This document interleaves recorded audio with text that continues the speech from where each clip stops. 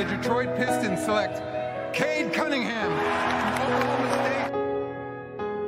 Alright, Pistons fans, so in today's video, we're going to be talking about the NBA draft again. Now, before we get into that, please make sure you guys like this video. As always, today's like goal is 100 likes, and subscribe to the channel if you're new. So I've been wanting to make a video on the NBA draft for a while now, but I had to focus on Cade Cunningham and Jeremy Grant, the whole situation with the Rookie of the Year race between Cade and Evan Mobley, and then also all of the criticism and sometimes hate that gets thrown towards Cade's way. I just had to defend Cade and make videos on that because there's no way I'm just gonna sit here and allow, Detroit Pistons slander to go by without it being checked on my part. And then with the whole Grant situation, that's just something that's very, very important for the future of the Detroit Pistons and something that has been intriguing me. So I have been wanting to make videos on the draft, and I finally have time to do so. So put the image on the screen right now. It says, if the Detroit Pistons were to win the draft lottery again, they would take Jabari Smith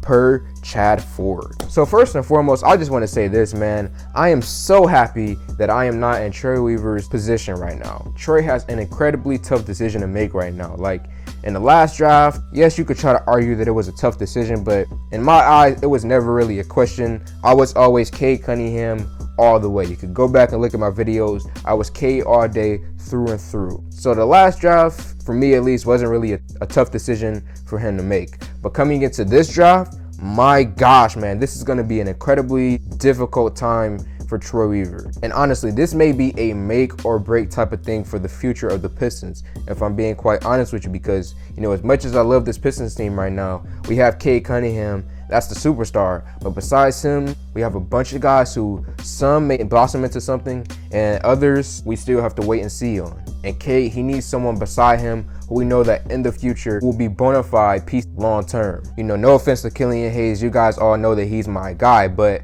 if we get another top pick in this draft and we draft another Killian Hayes, that is really going to affect the future of this Pistons team long term. So honestly, we cannot mess up on this draft pick. We have to make sure that we get this one right. We can't mess around and draft another Killian Hayes, no offense to him. And then let's look at the top guys in this draft. Paolo Banchero, he's had a good college basketball season so far. He's been averaging 17 points and 8 rebounds. And as I said in the past, at least physically, he is NBA ready to go right now. He has been able to rebound the basketball like a beast, using his physicality to his advantage against these college basketball players who aren't really mature physically yet. I mean, I watched that game against FSU. He went out, got 20 points and 12 rebounds in that game. A good defensive performance for him as well against an FSU team that also specializes defensively. So that game was a real tough defensive battle, and he went out there and he dropped 20 points and 12 rebounds in that game. And then heck, his recent game against Louisville, I believe he had 15 rebounds and I think 11 points. I don't remember his specific stat line, but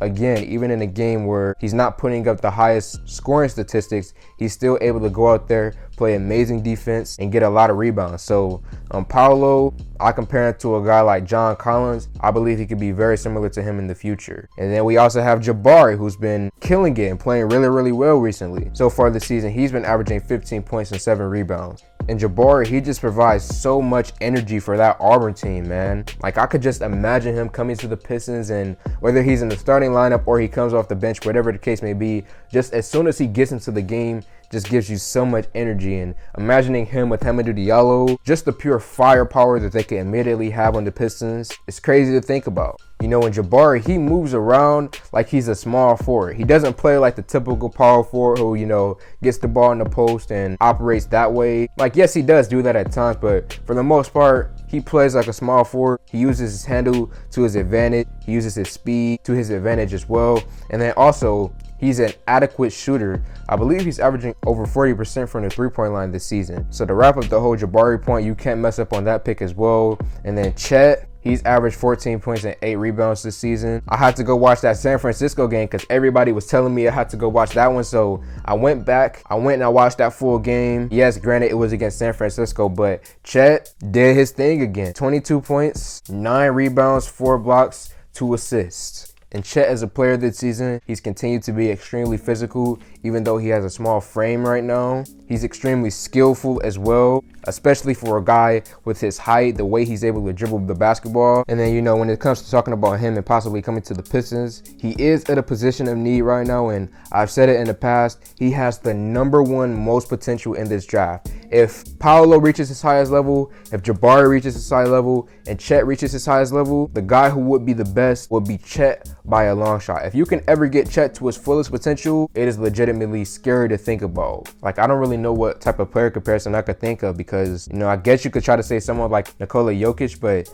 Chet doesn't really pass the ball like Jokic does, and then Jokic doesn't necessarily play defense the way that, you know, Chet can play. So I don't know if that's an accurate comparison, but that's the guy who I guess would come to mind if I'm thinking of Chet, if he could ever get to his fullest ability. But that's basically everything, man. Pistons fans, let me know your thoughts in the comment section below. Again, I'm happy I'm not Troy Weaver. This is going to be a darn near impossible decision to make come draft time. So Pistons fans, let me know your thoughts in the comment section below. Like this video, comment on this video, share this video. Thank y'all for 4K, and I'm out.